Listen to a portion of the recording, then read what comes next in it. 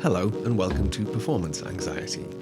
We analyse the film, television, theatre and comedy performances that everybody is talking about. I'm Alex Dale, and with me is my resident film expert, Dr. Maren. On this episode, Napoleon, starring Joaquin Phoenix as Napoleon Bonaparte, Vanessa Kirby as Josephine, written by David Scarpa and directed by Ridley Scott. How are you doing? I'm very well, thank you. All right. Now then, tell me about Napoleon. What attracted us? We are always analysing the stuff that everyone's talking about, and a lot of people are talking about Napoleon. Yes, Napoleon seems to have rattled many people's sensibilities. Historians are not keen. They are not keen, no. I think that is always a fight that filmmakers have with historians and historians have with filmmakers. They both seem to have very, very different demands and questions that they want from taking history and depicting history. So, as usual, this is raising questions of historical accuracy, Yes. artistic license. What are you allowed to get away with? What can you change? What can you not change? For example, Dan Snow on TikTok took issue with the film and nitpicked a lot of the details. His favourite example was Marie Antoinette had short hair when she was taken to the guillotine. The film opens with her being Yes. guillotined. So as a historian, you're already slapped in the face with this absolute misrepresentation of what it actually looked like at the time. Other examples, Libération, the French paper, said that the film offers no point of view, neither to the man nor the myth. That's interesting, man and myth. Mm-hmm. There's already tension there. And in The Guardian, Agnes Poirier said that the film lacks an original perspective on the subject, let alone any understanding of his personality and achievements. You're right, it's rattled a lot of cages. What are we to make of this? How do we analyse this and explain it? Well, obviously, the historians are peeved. They are displeased that the film does not take a certain way of explaining him, depending on which historical analysis you prefer. Was he a villain? Was he a crazy? Was he a genius? The film doesn't do any of these things. So it doesn't follow any of the prescribed myths around Napoleon, but neither does it just depict reality. It is very displeasing for people who are big Napoleon fans. So the tension, I think, to a degree is, or the kind of question that suggests itself at least is, if you're going to make a film and call it Napoleon and put a character called Napoleon in there and then have nothing to say about Napoleon, why do that exercise? What do you think the writers were trying to achieve? Do you think they were interested in historical verisimilitude? Well, here we have to really, really understand that filmmakers like Ridley Scott are not interested in history in the way historians are interested in history. They have a very different way of using history to explain their own vision of the world. It's a good point, and one that tends to get lost. It's a very obvious point, and it's overlooked, is that this is film, this is fiction, and filmmakers use fact as their clay to mould. I suppose there's a nuance there, though, which would be, there is still a real history of a real Napoleon. Do you think there is any obligation to try and be historically accurate? Well, if that is your goal as a filmmaker. Right. But it is obviously not Ridley Scott's goal as a filmmaker. But he wants to talk about the world through the cipher that is Napoleon. He wants to talk about Ridley Scott's world. Yes. He doesn't want to talk about history. He is actually not interested in exactly what happened. And one of the good examples is, Napoleon in the film shoots a cannon at the pyramids. Yes. Probably never happened, but it's a cinematic way of telling somebody who's conquered Egypt. Very quickly, very economically. That's a filmmaker's way of telling a story. So the artistic license tells a lie which tells a bigger truth. Another good example would be the Battle of Austerlitz, which is a spectacular moment in this film. It looks amazing. Mm-hmm. Famously, or perhaps infamously, it didn't happen in the way that it's shown on film. And what did the writer have to say about this? Well, obviously, he goes by the John Ford maxim, if it's the choice between the myth or the truth, print the legend. Yes. This has been handed, it's become set in stone, this maxim now. You know, we cannot say he did it out of ignorance. These things don't happen out of ignorance to history. Yes. They are deliberate misrepresentations of history. The choices that Ridley Scott is making. Another thing people complain about is like the ages of the actors, Joaquin Phoenix and Mr. Kirby, that they are much older than the characters in real life. Joaquin Phoenix is much older than Napoleon was at the time, or Rupert Everett, who's in his 60s, plays Wellington, who was supposedly in his 40s at the time. Historians find that off-putting. What they find joyful about history is being taken away from them. So, you know, my heart goes out a little bit to them. Yes. I think this is yet more example of the lie that tells the truth, isn't it? So I thought Rupert Everett was a brilliant piece of casting as a decadent English aristocrat. And his age, this is a thing that people tend to forget, is that actors have acting ranges. Their real age is actually an irrelevance, and a lot of the time they keep it private because it jeopardizes their chances of playing roles. It doesn't matter. They're just a cipher for a particular kind of human being, and their physical age is irrelevant. Absolutely irrelevant. And as you say, you know, Rupert Everett symbolizes what Wellington symbolizes, right? So it's not an accurate depiction of Wellington in any sort of way, but it tells you far more interesting things about Wellington, the way Ridley Scott wants you to think about Wellington. Yeah, absolutely. So it is all about Ridley Scott's vision of the world, the people he has cast, the scenes he tries to depict from the world of Napoleonic myth and how he depicts them. These are all things that are in service of something else, and they're not in service of telling you who Napoleon was or what he did or how we should think about Napoleon. These are not things. Yes. All of these things. How he pioneered battle tactics, anything like all this. All of these things, or how we should today think about Napoleon. He's not interested in the historical figure of Napoleon or what he means today. This is all well and good, but there are other things that films show, and people have also taken issue with these, weirdly.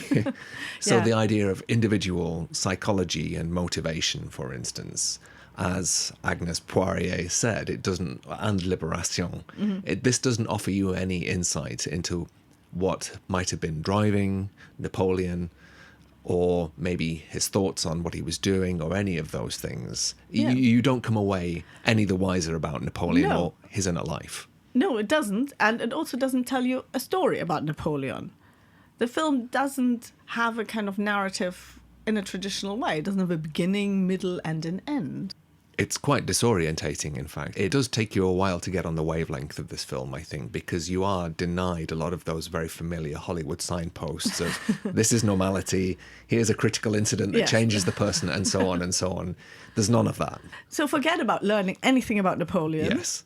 Or learning anything about that period of time. It's not about that. And once you have accepted this, it will make a lot more sense. Do you think this is almost an anti-history, history without interpretation almost? Well, what it does, it's an artistic exploration of what history is. You know, what cinema does, compresses time and space, but it just shows you that it's just events happening after one another. Now, space, of course, is Ridley Scott's other character. I hate this metaphor. It's like New York's the fifth character in this film every time. To the point where it's a cliche. But there's an element of truth in that when it comes to Ridley Scott. The spaces that he creates, they're not perhaps characters, but they are part of the performance. We are performance anxiety. Let's put these performances in their performance context. Exactly. And I think to understand what Ridley Scott wants and what he wants to tell us, we have to sort of go with him on this. Either you go with him on this journey, and then you will get something really, really interesting out of it. Or you will just say, no, I'm out. I need, a storyline, or I need historical accuracy. Yes, and if I don't get this... He didn't say, not tonight, Josephine, I'm out. Yeah, if you come with these kind of demands of the film, you will be disappointed. If you let the film work and you enjoy a Ridley Scott take of the world using the film, you will get something really interesting out of it. But that also means we have to look at what is in the film and what is a Ridley Scott film and how much is Napoleon a Ridley Scott film. In my opinion, one of the most Ridley Scott films that there is. So what do you think Yes. are those characteristics, and how do you think Napoleon is fulfilling those criteria? If you look back at Ridley Scott's career and all his films, and he's made so many technically brilliant films, important films, and films that people really admire and love. I mean, Blade Runner is the obvious example. You know, from Alien to Blade Runner to Gladiator. And then stuff that people may have forgotten, 1492, Conquest of Paradise, epics. When we think Ridley Scott, we think big cinema. Cinema in the greatest possible sense. Big spectacle. Literally widescreen. Widescreen. So people would associate space, most of all, with a Ridley Scott film. Being in the cinematic space with characters, that could be literally space in Alien, or the arena in Gladiator, or the battlefield in Gladiator, or it could be the vastness of the West in Thelma and Louise, or it could be the vastness of the dystopia of LA in Blade Runner. Well, San Angeles, if I'm going to be nerd. So what you're talking about is pure cinema in some ways. It's a volume, it's front to back, left to right, top to bottom. It's creating a world stage for you to be in, right? Exactly. You are always within this world of space with other characters. When you look at his films, they are not actually very much concerned with things like character development. They're not concerned with psychological development. And they're not concerned with the classic narrative. I think maybe the impression I get from his catalogue is that if the script has it in there, it will have it in the film by accident. Yes. But it's not a priority for him by any stretch, right? No. The thing is, it's in the script, it's there, he will do it, but what he then does is let it play out in the space that he creates. He creates this space with sound, the camera angled, with light, foreground, background, and all these kind of things. Mm-hmm. So this is suddenly where you are finding yourself in. This is what he does. The actors, he just puts in there, they have to do their thing. He's not an actor's director. Well, clearly not. There's a quote from him that said, particularly in the early days, he didn't know how to direct actors or work with actors, and you can see that. So the impression I get, again, you never know, is that he has enough sense to either work with a good casting director, or he knows how to choose actors based on maybe, as we were talking about, their type, what kind of role are they going to fulfill, perhaps, their symbolic value, or maybe their presence, that kind of thing. So what he's really, really good at is casting types, because he knows types of people. He's not interested in their psychological background or development. He knows how actors are on screen. Look at Ripley, look at Maximus, look at Thelma and Louise. These are types. He just puts them in the world and then sees what happens. That's Ridley Scott. And in all of his films, it is usually about somebody who should be powerful, who's got all the kind of insignia of a powerful man, but the time and the space he's in render him impotent. Or her. Well, but more often than not, yeah, him. It's usually about men in powerful positions that are out of time and space. Now, I can see where you're going with this. Let's talk about Joaquin Phoenix in this context. Well, who better to portray the impotent man? Yes. In our day and age than Joaquin Phoenix. He is Mr. Incel, isn't he? Ridley Scott said he's the ultimate player of damaged goods, or the best player of damaged goods. But he knows the type that Joaquin Phoenix is fulfilling. And he created that type, when he put him in Gladiator. Or at least he perfected it. Exactly. He already could see that he's a little man with too much power. This is the myth of Napoleon, the Napoleon complex, the small man, right? Yes. So look at Joaquin Phoenix's type, right? He is the Joker. The ultimate incel. The ultimate incel. He is Beau is Afraid, the film that came out earlier this year, where, again, he plays a man who is absolutely thwarted by the world. the most impotent man. Impotent, absolute impotence. He is literally voluntarily celibate, so he's an incel. Yeah. And what does this persona now bring to Napoleon? Why would you cast this guy as Yes. Napoleon if that is not what you want to portray? So obviously the idea of Napoleon is fascinating as a cipher for what Ridley Scott wants to talk about. And he wants to just bring you into a world where time and space make you feel your own impotence and meaninglessness, which is probably not a very nice thing to experience, but that's what you do experience. So this is the only thing that starts to make sense of the interactions with Josephine as well. So you can see in a more pronounced way the impotence of this character. They're so profoundly mismatched. I found them quite fascinating to watch because they are so alienating in some ways. They don't let you in, those two, at all.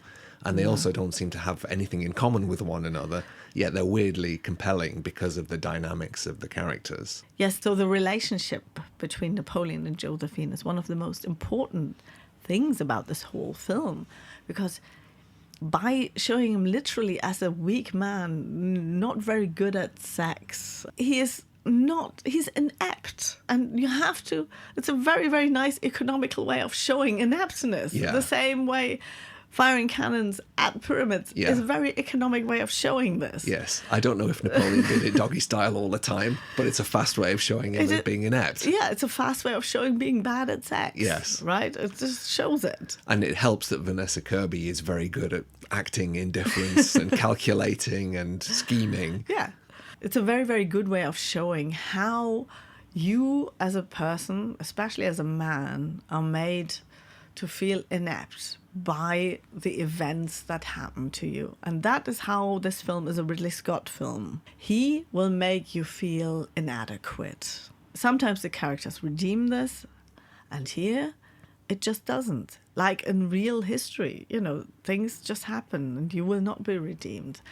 And coming out of the movie, having been exposed to one's own insignificance in the universe is not very nice. Yes. But for me, it is also beautiful because it is quite truthful. Do you think this is why people are experiencing this kind of disappointment in the film, perhaps? Maybe Absolutely, yeah. they expect a historical biopic because it's called Napoleon and the trailer looks like it's full of historical battles and things. And you come out having experienced a Ridley Scott film, Meditation on Impotence.